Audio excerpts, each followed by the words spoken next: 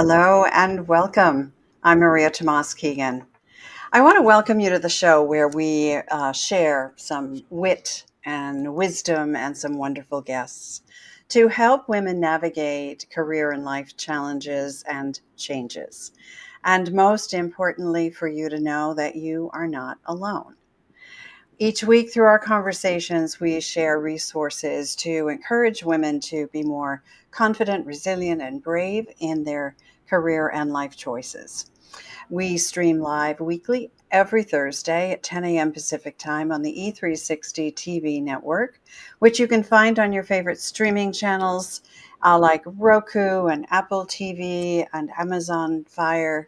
And we go live simultaneously on YouTube, LinkedIn, and Facebook, where you can interact with us. And if you are on the run and you prefer to listen to your favorite shows, we're on all the podcast channels as well. So if something inspires you and you want more, please subscribe to your favorite channels, leave us a comment, and share the favorite episodes so that we can create more ripples in the world for women. So today, I'll start by asking you what I think may be a provocative question that might change how you think about your life. What if everything you've been told about finding your purpose just doesn't work for you? And what if there is a different way of thinking about purpose? In a moment, I'll introduce you to Tai Goodwin. She's a remarkable lady known as the Vision Midwife. Tai is not just an acclaimed author and speaker. She's a catalyst for change, challenging the myths surrounding our purpose in life. With her extensive experience in empowering women leaders and entrepreneurs, Tai brings a fresh, insightful perspective on why the conventional wisdom about purpose might be holding us back from truly fulfilling lives. In our conversation today, Tai will unravel the myth of purpose, helping us understand why detaching our sense of purpose from societal expectations can lead to more joy, spontaneity, and ultimately a more authentic experience. We'll explore how this shift can impact everything from mental health to relationships to daily happiness. So, if you've ever felt pressured by the American dream or felt trapped by the expectations of others, or maybe you're simply curious about a more enriching way to live, this episode is for you. So, listen up because I'm going to introduce you to Tai Goodwin. Welcome, Tai. Hey, I'm so excited to be here. I am excited to have you here. This is a topic that has been on my mind for a long time. I know it's been on the minds of a lot of the women I've been speaking with lately. So it's very timely that we talk about the myth of purpose. So let's get started with that. What exactly is the myth of purpose, and why do you think it's important to challenge this concept? A lot of us have grown up with some religious ties in our background. And one of the things, and even if you don't have religion in your background, one of the things that we're taught early on is that our purpose is always connected to serving other people. Our purpose is always connected to what we do for someone else. We take a job because we want to save the world. We want to heal this. We want to help this. We want to do this. And it's always for the benefit of other people. And even as parents, if you're a mom, right? We start to live for our kids, and then our purpose is to raise kids. Our purpose is to have a thriving home and a supportive marriage. And all these purposes are outside of ourselves. And I spent a lot of my life looking for this purpose that was outside of myself because it had to be in servitude to someone else and make someone else's life better and enrich the world and save the planet, all those lofty things that we think of.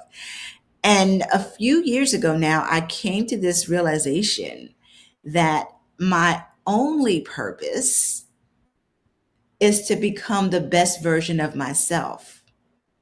Everything else is a mission decision that I get to choose. And Mm. that becomes really important because when we keep looking for the purpose outside of ourselves, we're missing the beauty of the journey around us. Oh, oh, that's powerful. I love that. All right. So you're absolutely right. As I think back to how I was raised and all of the things that I've been taught about what makes me of value, right? Hmm. Serving others. Yeah, I think you're so right about that. And I love what you just said, that you finally recognized that your purpose is to become the best version of you. And as you said that, what came to my mind is when we are the best version of ourselves, everybody else benefits, right? absolutely. I call it the win-win, right? Yeah. Everybody wins when I'm full, when I'm fueled up, when I'm honoring myself, when I'm trusting my intuition, when I am setting the boundaries and I'm practicing self-care, when I'm doing all those things. Everybody wins. Instead of what we have a lot of times is we're so focused on pouring out that we're irritable, we're Mm. anxious, we're tired, we're miserable, we're sad, we're feeling it in our bodies. And then we take that out on the people around us. It stresses our relationships, it stresses ourselves, and it's really hurting us financially as well when you think about how much we're paying for medication or doctor's visits or all those other things that start to pile up. Yeah. If we could flip that, just imagine what that transformation could be like. Okay, yeah. If we could flip that. I love that. All right. So, can you share a personal story or maybe a turning point for you that Mhm. made you question the conventional wisdom Yeah. about finding your purpose? What happened for you? Well, I turned 50 a few years ago. I would never have known that.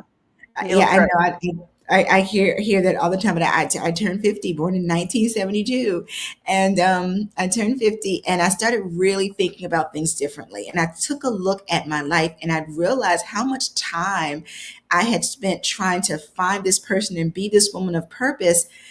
And I missed so many things along the way. I didn't really have a chance to take in and enjoy and be present in the moment of things around me. And so I'm waking up like, yeah, I've had the six-figure career. I've worked in New York City on, Fifth Avenue. I bought the house, had the car, had all of those things. But I missed a lot of the milestones. I missed a lot of the enjoyment and the joy of it because I was so pressed at my work has to be purposeful. It has to be purposeful. And it was just like, you know what? I don't want to spend another 50 years, right? Hoping we have that long life expectancy, but I don't want to spend another 50 years. I don't want to spend another 10 years. Wait a minute. I don't even want to spend another 5 years so focused on this outpouring of other people and neglecting myself that I miss the beauty of the journey. And so I decided to take it back. Mm, I think that is, it resonates highly with me. Mm, I spent a lot of my life missing the beauty of the journey. yeah. So that I think that's going to hit home with a lot of our viewers. Hmm. And it's going to it flips the idea of why we're doing what we do on its head, right? And it causes us to question, why are we doing this? What is the purpose? Yeah. And Yeah. That's. I love what you said, that if we center our purpose on being the best version of ourselves, Mhm. the service of others just comes from that Yeah. naturally. But it puts our own self-care and our own well-being at the forefront. Well, the other thing it does, Maria, is that it also allows us to do those things for other people and with other people without regret and resentment. That's right. By You totally know, by choice, right? exactly. And By it's choice and very intentionally. It's intentional. It's from the overflow. It's from a place of joy. It's not from a place of fear. Because that's what a Right. lot of it, especially, as women, we fear not being liked. We fear not being accepted. And so we make a lot of our choices, where we're going to live, what schools we're going to go to, what jobs we're going to take, what car we're going to drive. We make a lot of those choices based on what I call somebody else's vision or somebody else's dream. Right. Right. And we have to stop and say, well, is this what I really want? Is this me being a good steward of who I am and the gifts that I bring? Or am I really allowing everybody else's idea and vision and dream and needs? That's a big one. All these other Yeah. people need me. Well, no, they need to figure it out for themselves. They need to become their own best version, and they can't do that if we're always doing everything and trying to be everything for them. And, Right. and it's a hard place to live from.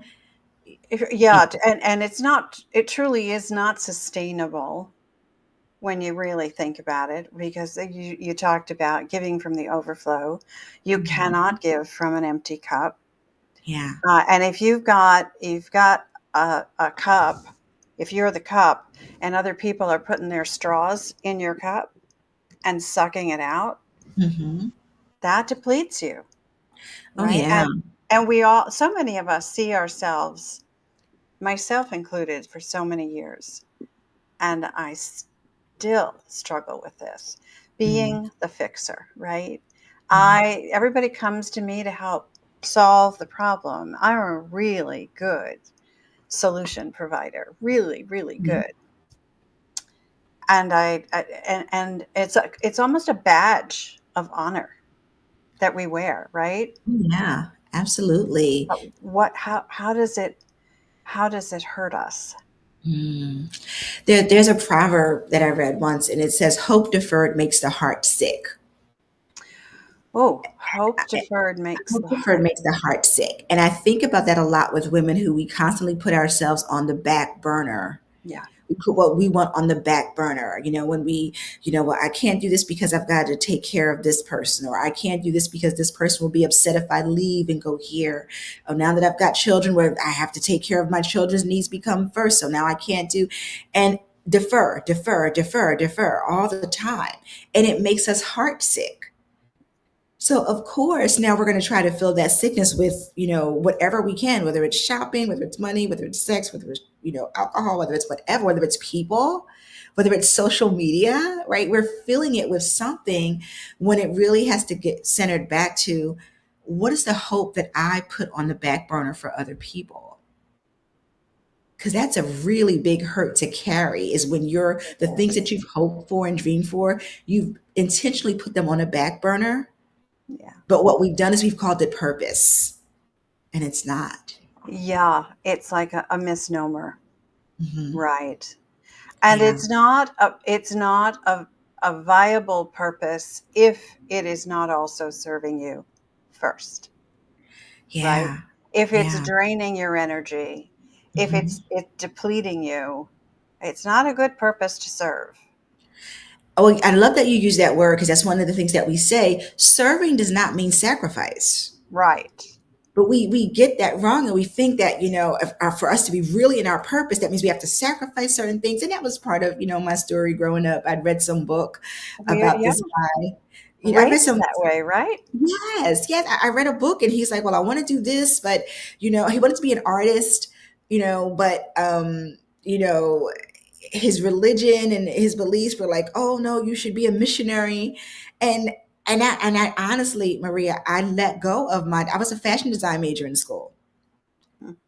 And I had this whole like epiphany at that moment, that because of my upbringing and everything in that book specifically, was that, oh, the world doesn't need more fashion design, it needs more teachers. And I changed my entire plan under that premise. Right? And I did go on to be a teacher, and I am a teacher at heart. But it was the way that it happened, and how it put me in this place of, you don't pursue the things that you really want to do, because the people that have this sense of purpose, they're always doing it for someone else. They do it for the good of other people, and that's what makes them good. And like, no, we've evolved to a place where we can say, yeah, that's not it anymore. Yeah. Yeah. I think of this quote so many times when I'm talking to women like you and many of the guests on my show. And it's a quote by Dr. Wayne Dyer. Hmm. When you change the way you look at things, the things you look at change. And that's what we're doing here. Yeah. We're taking the conventional wisdom about, how do you search for your purpose? Who do you serve in your purpose? Hmm.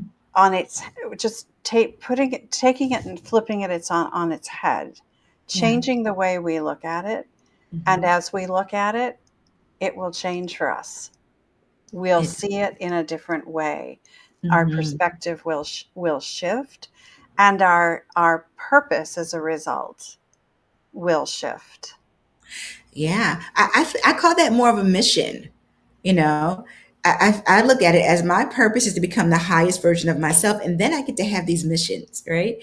So Right. as I heal, as I do the work to become this better version of myself, and I'm taking care of those things. Now maybe the mission that I have is that I want to help other people do X, Y, Z, or maybe my mission for the next year is that I really want to travel and I want to read. But we get to have these little missions, kind of like these little journeys Yeah. that we get to experience life, not just survive, not just live. And I think for a long time, I know personally, I felt like, well, people say, we talk about scarcity mindset and we talk about survival mindset.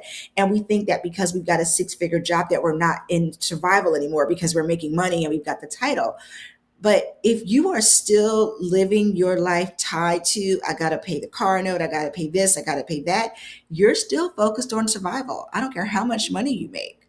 Right. When do you get Right. to experience life? In a way that makes you thrive, Yeah, not survive. Yeah. exactly. Yeah. Yeah. All right. So let's talk about how the pressure of attaching our purpose to others, as many of us have thought is that's the right way to do it, right? Yeah. But how does that impact our our mental health, Mm. our emotional health, probably even our spiritual well-being, and certainly our happiness? Oh yeah. Oh man, there's so many things in there. I'm gonna put this in terms of leadership because I think a lot of people can relate to this. And this was one thing that helped me get to this place. If you've ever wondered why so many people who get into leadership positions end up falling, it's what I've seen is that it's because they've been so focused on saying who they serve or what they serve, and they never got the time or took the time to focus on making themselves whole or better or healed. And so what ends up happening is the service that they say they're doing, whether it's as a pastor, as a teacher, as a coach, as a CEO, as an executive, as a political leader, they're doing all these things with the initial intention of I'm going to serve and help other people. But when you don't heal and take care of the things in you, it's always going to backfire. And so then you end up with all those things that you never healed, that you never fixed. You end up with them actually like disrupting any of the work and any of the intention that you started initially. And because what begins to happen is that healing that you didn't go through, now your mental health is at stake. So that's where you see all the narcissistic behavior, you see all the depressed behavior, you see the controlling behavior, the codependent behavior, all those things that you never took the time to heal and fix, they're going to come through and they supplant any of the work that you've ever done, right? We see this spiritually. If you are in a religion that teaches you that your purpose is only to serve other people, when does that ever come back to you? And then you begin to resent, right? You begin to resent God, the divine, whatever you call it, because it's made you a slave and it's made you a servant and it's never served you. And I experienced that firsthand when I used to go into, I used to be really, really involved heavily in church, and I would go every Sunday. And I know not all churches are like this, but I would go every Sunday and I would see the same women coming to prayer every Sunday about the same things.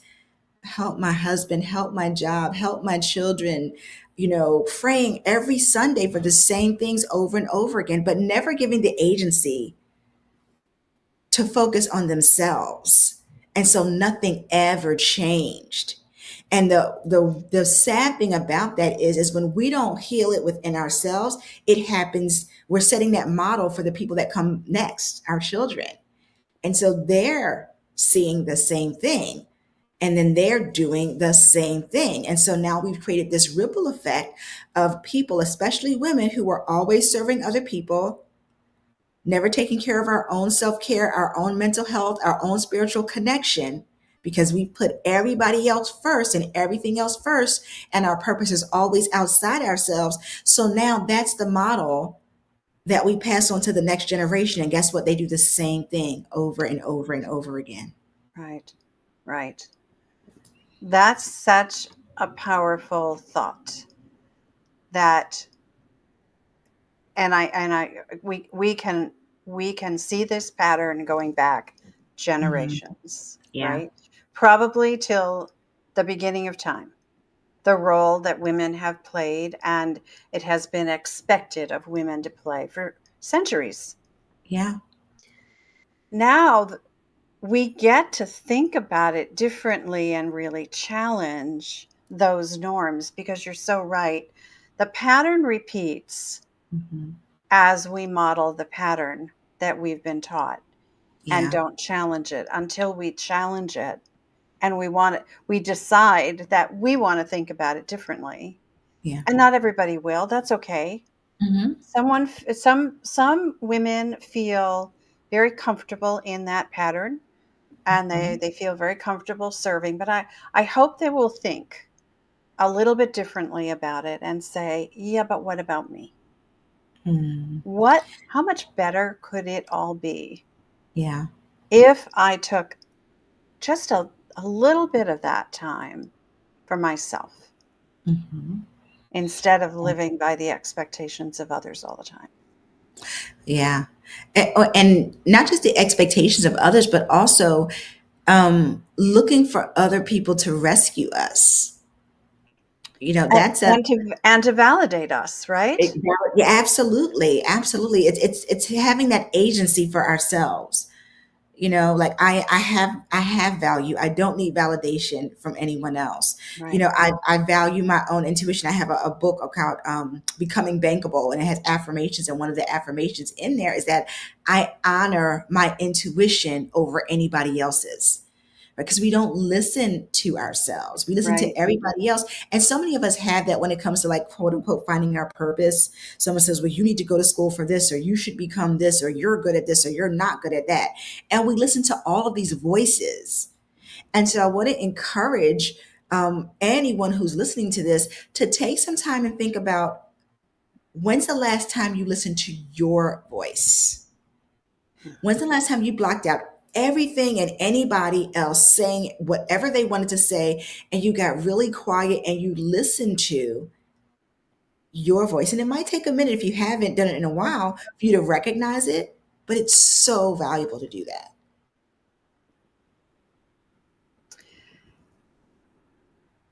And I want to add to that, when you're listening to your voice, listen to the positive voice, because so much of our self-talk Hmm. is negative, and that's Yeah, also ingrained, it is. right? And that's also, and that's hard when we're Mhm. listening to naysayers so much, right? And we think of ourselves in that same way, Yeah, then the voices we're hearing are not supportive. it's true. So we need to listen long enough Hmm. to weed through all of the negative talk Yeah. that's going on in our heads. to Yeah. hear the positive talk about ourselves. Yeah. Well, we'll listen to it and talk back to it. You know, Oh, one of yeah. the yeah one of the statements that I grew up with, and I think a lot of other women can relate to this too, is we would see someone when I was younger, we would hear the adults talk about other people, and somebody would do something different or amazing. Who does she think she is, Yeah. right? Yeah. And that would come into my head sometimes. Well, who do you think you are? And I had to stop and I talk back to it, say, no, I don't think, I know Yeah. exactly who I am. And sometimes we have to talk that way to ourselves, first of all, because nobody else is going to talk that way to us. But it's the right thing to do. You don't let those voices Right. continue on and Yeah. banter. You won't let somebody come up off the street and talk to you like that, hopefully. Right? So Yeah. when you And have and that, we wouldn't talk to our very best friends that way, right? no, we won't. So when No. we think about how we would talk to our best friends, think about that's the voice that you want to turn towards yourself. Yeah, Be your best friend. exactly. And there's an exercise I offer to my clients often is just literally get really quiet, but step outside yourself and Hmm. turn back to face yourself. And now speak kindly, Yeah. as though you're speaking to your best friend. Yeah. It takes practice. It It takes does. a lot of practice. It takes being very focused, Hmm. persistent, patient, Yeah. and give yourself a lot of grace. But eventually, that Mhm. conversation you start to have with yourself becomes very supportive. Yeah. And And then you that's the start work. teaching other people how to treat you. Absolutely. And that's the work, right? That's what we mean by becoming the best version of yourself Yeah. when you start to do that work, because now you're able to actually do things without resentment, without guilt, without judgment, without shame, because you've done that inner work, you've done the self-talk, you've done the healing. You're able to now pour into other people from a place of fullness and not from a place of scarcity and judgment. Okay. So, in your view, how Mhm. can detaching your purpose from other people lead to a more fulfilling life? So let's draw that picture for people. Mm, yeah. Um, when you're always looking outside yourself for your purpose, you have the least control over anything, because it's always somebody else determining, did you do it right? Did you do it well? Was it enough? And if somebody else is always controlling whether you feel like, did you do it right? Was it enough? Was it good enough? You're always going to be in this state of limbo and guessing and judgment. And so detaching it from other people allows you to step back and say, you know what? I alone, I alone am responsible and accountable for creating the life that I want. It's not my kids' job to help me have the life that I want. It's not my partner's job. It's not my work's job. And that was a huge thing for me, because I'd spent that time in corporate America, 20 years, building this career. And at the end of the day, I'm like, well, I don't feel like I've got this sense of purpose, but I spent these 20 years at work. Why isn't my job giving me this sense of purpose? It was never my job's purpose. It was never my job's job to give me a sense of purpose. But the more I attached it to that, and this will hit home for a lot of women, if you've attached your sense of purpose to the job that you've done and the title that you have, what happens when you step away from that? And whether you step away because you want to, or whether you step away because you are made to, because of layoffs and turnovers or changes in your company, if your sense of purpose is attached to that and you no longer have that, now you're disillusioned and lost. And now you're grieving for more than just, I don't have a job. You're grieving for that sense of you that you lost. But if it's detached from that, no, this was a mission that I was on for the last 20 years. This was a mission that I was on for the last 5 years. I was in that role and I did that, but that's not my purpose. My purpose has always been to become the best and highest version of myself. And guess what? I do that every day. I win every single day, that I take care of me, that I invest in me. So now you're always on a winning team, no matter what's happening around you, no matter what people are, how people are responding to you, no matter what they say, no matter what they do, no matter how they fail, no matter how they win, regardless of what's happening externally, if your purpose is to become the best version of yourself and you're doing that every day, you are always going to win, hands down. And the beautiful thing is that everybody that's connected to you, guess what? They win too. Oh, I love that. That's such a beautiful image that we can hold on to, and it's this is hard. This is It takes work to get to this place, Mm-hmm. but it takes a strong desire, Yeah. and with a strong desire to change the way you look at things, Mm-hmm. change the way you look at your purpose, and how you execute that, Mm-hmm. and who you're serving. I love the difference you in terminology you used Mm-hmm. between your purpose and your mission. Yeah. So if you look at your career that you might have been in, for me it was in corporate for 30 years, and then I got laid off for the first Mm-hmm. time in 30 years. I was lost. It was like, who am I now Yeah. if I'm not a leader of Mm-hmm. teams of who am I? Yeah. So there is a sense of grief for sure, Mm-hmm. loss, and panic, right? Because I don't know who I am anymore Mm. until I discovered that I am not defined by Right. who I work for, what Yeah. I do for a living, who I'm married to, Mm-hmm. what kind of car I drive, where I live. That does not define me. Yeah. Those are add-ons. Yeah, those are Right? add-ons. Those Right, are right. add-ons. Yeah. And you're so right that when you feel really grounded and centered in who you are, Mm-hmm. and you operate from that place every day, everybody wins. Yeah. Everybody everybody benefits. And I think too that when we come from a place like that, and I will say it again, this is not like flipping a switch. There is work to be done to get to this Mm-hmm. place. But and I'm still working at it. I don't know about you, but this is a journey, and it's a lifelong journey. Yeah. It's life. This is It what is living life, really right? is. Yeah. But when we ground ourselves in that, Mm-hmm. then everything we decide to do for work, for fun, with friends, with relationships, it's better, and we get to teach others how to treat us with respect Yeah. and trust, Mm-hmm. because we respect ourselves and we trust ourselves. Yeah. Yeah. Yeah. I started this journey, and this is, kind of what we teach in we have this whole liberation, theory that we do.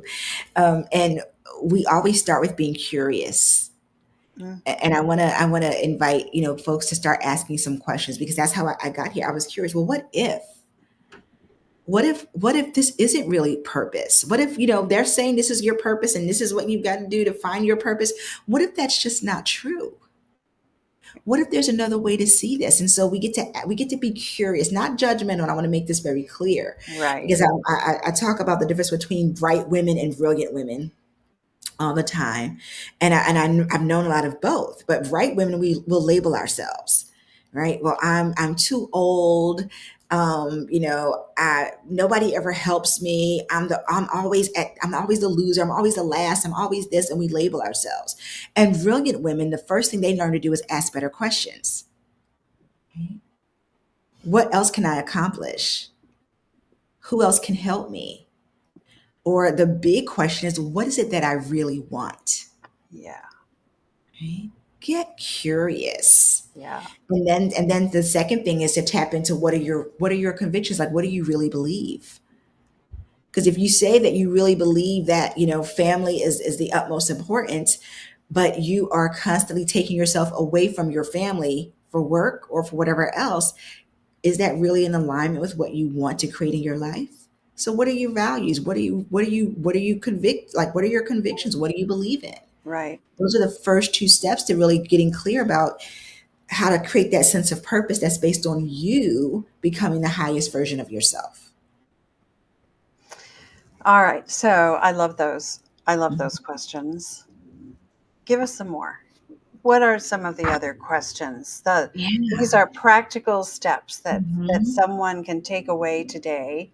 What are Yeah. some more of those questions that will help us to move away from that uh, people-based or other Mhm. people-based Yeah. purpose and towards something that is more? I just got goosies. I can't wait to get Yeah. into this. Yeah, let's give them some more of those deep questions. Love that. Well, it's about compassion, right?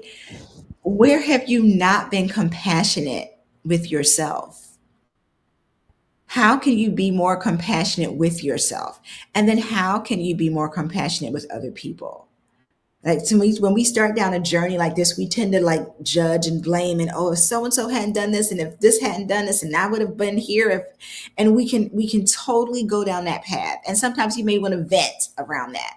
And at the end of the day, you get to come back. And if it's you, like if you are the person that has been the bottleneck in your sense of purpose or in your growth, have some compassion for yourself. You did what you knew to do then, right? I think it's Maya Angelou that says, when you know better, you do better, right? Yeah. So now that you know better, you can do better, but you have to have compassion for yourself. And then the other thing is to have compassion for other people, because it's easy for us to, once we get into a place where we think we have our answers, it's easy for us to judge other people, but you've got to have that sense of compassion. And then the last piece of this is actually finding the courage to take action. And that's the hard part. That's where good coaching comes in, right, Maria? Is having somebody who's going to be a cheerleader, who's going to be in your corner, who's going to help you take those courageous actions, because it's not about journaling and thinking. It's not just about that, right? Meditate, journal, think, pray, whatever it is that you need to do to do that work, but then you've got to have the courage to take action. And sometimes that courage means, okay, I've got to step away from this career, Hmm. or I've got to pivot in my business, or you know what, I've got to change the dynamics of this relationship. I've got to end this relationship. I've got to move. I've got to travel. I've got to do something. But you've got to be in a position and be willing to take courageous actions in order to create and have the life that you really want.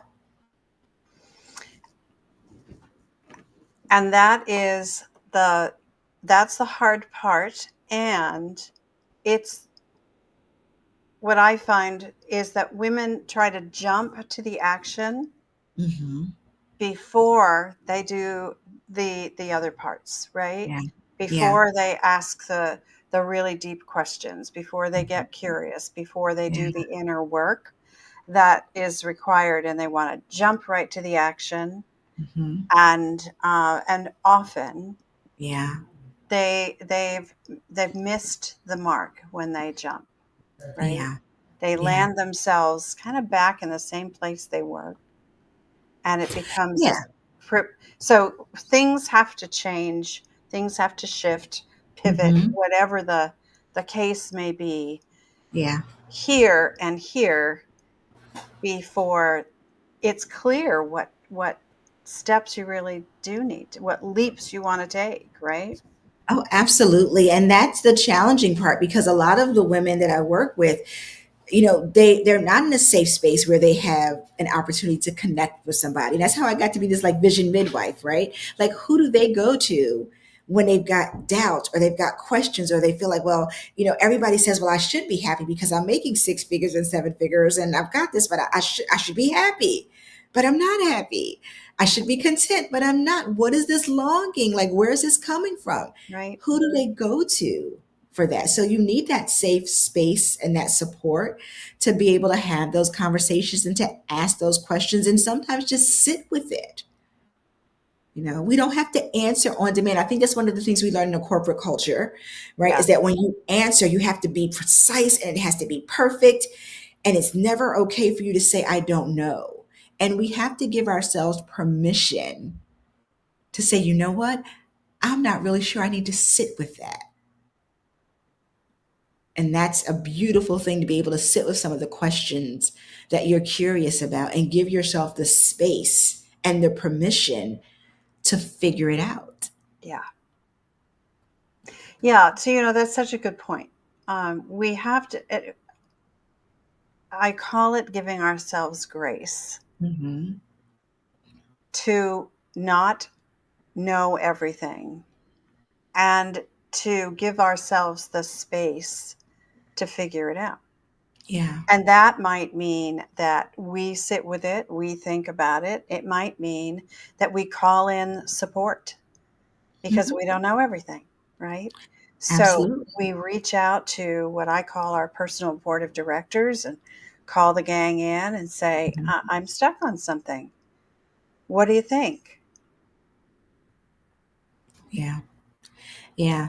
We need that, and a Yeah. lot of us, as we ascend, we don't always have that.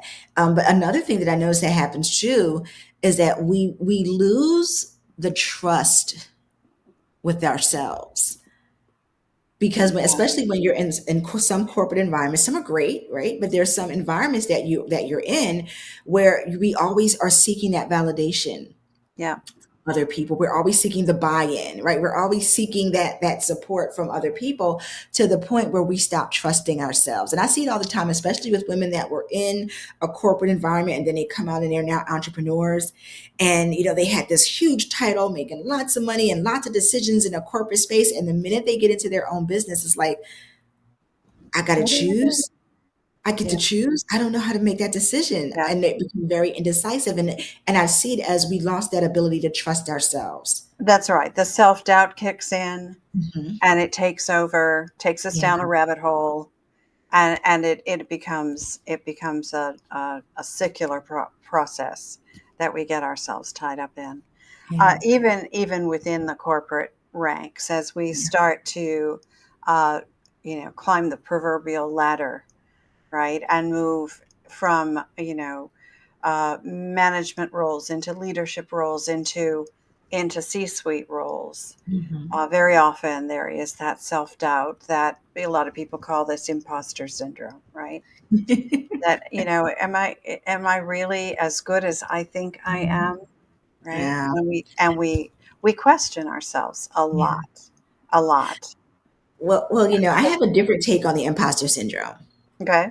So my take on the imposter syndrome, I think that's one side of it, right? Am I really good enough? But I think a lot more of us, if we're honest, we are imposters because we're not showing up in our full brilliance.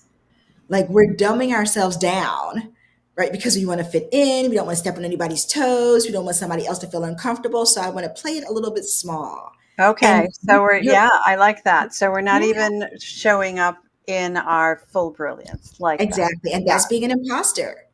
Yeah. You're Yeah. dumbing down. You're not showing up in your full light, and the world misses out. You miss out because then that starts that disconnection from yourself. And that ties back into the sense of purpose as well. I gotta make other people feel good. Yeah. I gotta please other people.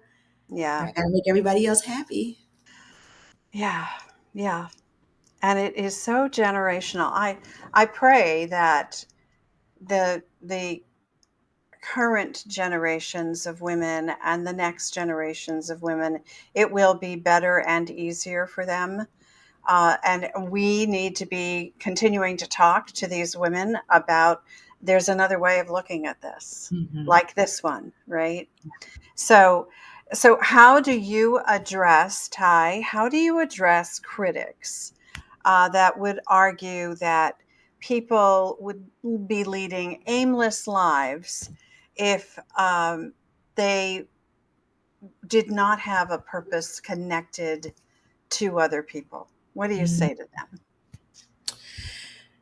Well, in that situation, the misunderstanding is that you not having a purpose connected to other people means that you're not ever going to do anything for other people, that you're just going to be selfish. It's all about your ego. You're just doing whatever you want for you. But that's not what we're saying.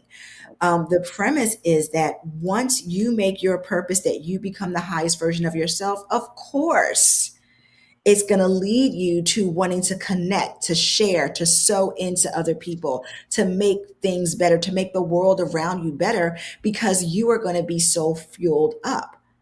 And so it's not that we're saying it's not about detaching in a way that makes you empty. It's detaching in a way that allows you to be full so that you can give back in a way that's meaningful, that's not going to cause you resentment or anger, and in a way that everybody wins. But you cannot ignore your own needs, your own desires, your own hopes, and put those things on a back burner and say, well, my purpose is always going to be for someone else. That has not served us well.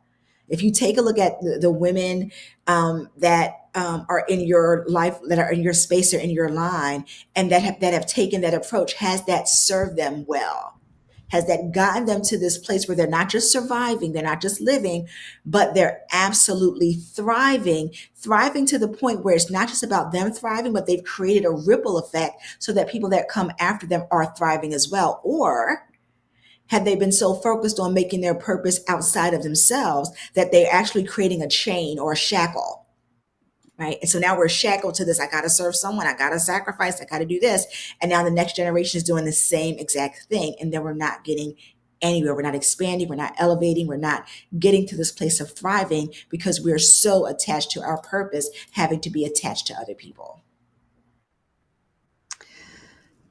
So the takeaway for me in that description, that answer, is that, and I love the way you put it. Let me see if I can paraphrase.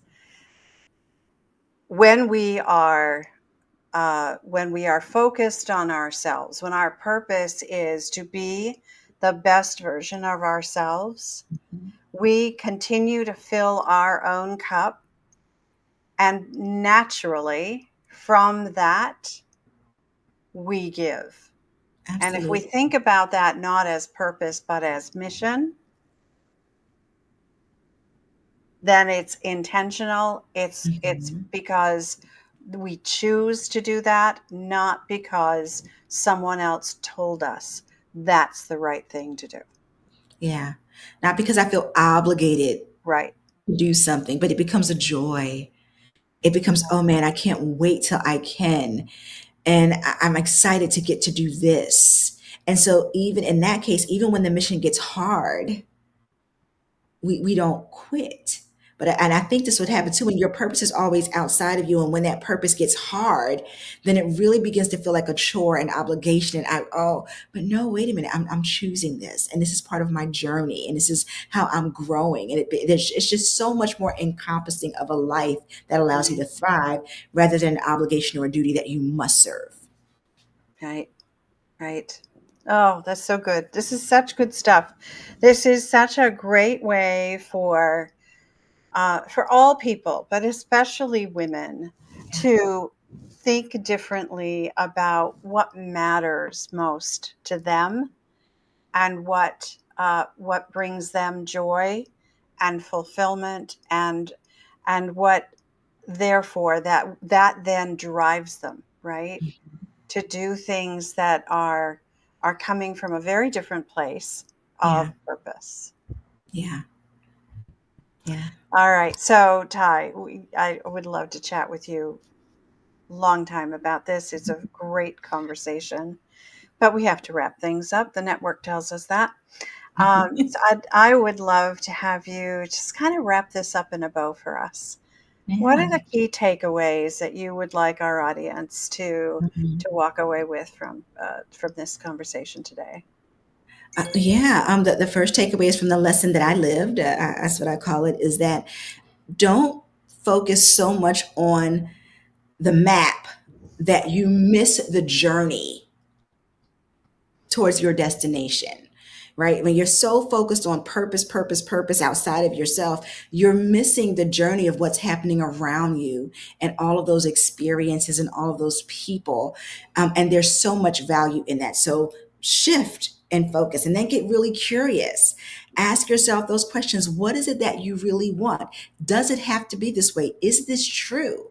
Like, those are some of the things that you want to think about. And remember that your sole purpose, or let me put it this way. Imagine what it would be like if your sole purpose was not to serve everybody else, was not to please everybody else, was not to placate anybody else. But if your purpose was to become the best version of yourself, how much fun would you have in your life? And then think about the benefit to everybody else around you, because it's going to trickle over. It's going to overflow to those other people. And when you can really get a good vision of that, you will absolutely delight in the deliciousness of who you are and what you get to experience and what you get to bring into this world. Mm, love that. Thank you. Thank you for wrapping it up that way. I hope that everyone listening will just take just a little piece, just at one of those questions, and start asking yourselves. Get curious. I know that people are going to want to reach out to you, Tai. What's the one best way for them to do that? The best way to do it is actually right through LinkedIn or Facebook. I'm on social media. You can find me there. And then they can go to our website, thatmarketingteam.com, and they can find access to some resources as well. That's fabulous. Thank you. Thank you so much for being here and for sharing your perspective on turning this conventional wisdom about purpose on its head for us. Thank you so much. Thank you. And for those watching and listening, I want to thank you too for being a part of this community. So if you enjoyed this episode, please subscribe, leave a comment, click a star, and share it because other people need to hear this conversation as well. Creating and sharing resources for women is just one of my favorite things to do. Another favorite thing is being a career and life coach for women navigating challenging times and helping them get unstuck, explore new possibilities, and find harmony in their careers and lives. So, if something in this episode resonates with you and you'd like a fresh perspective and to continue the conversation, reach out. Let's talk. The links to connect with Tai and me are in the show notes below. And then let's meet again next Thursday at 10 a.m. Pacific time, as always, for another inspiring conversation. Because you know what? I believe it's our time to thrive. So let's thrive together.